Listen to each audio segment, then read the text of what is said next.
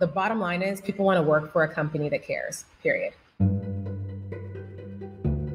I'm the CEO of the Salesforce Foundation and Salesforce's Chief Philanthropy Officer. My team is responsible for Salesforce's philanthropic giving, our employee engagement, and we also focus on disaster relief. One of my most favorite things to do is to mentor. I'm an unofficial CMO, which is the Chief Mentoring Officer for Salesforce. And I love it because it allows me to pay forward what I've been so generously given. And it's really nice to be a part of someone else's journey, and especially from non-traditional backgrounds. I can relate. My mom was my biggest role model.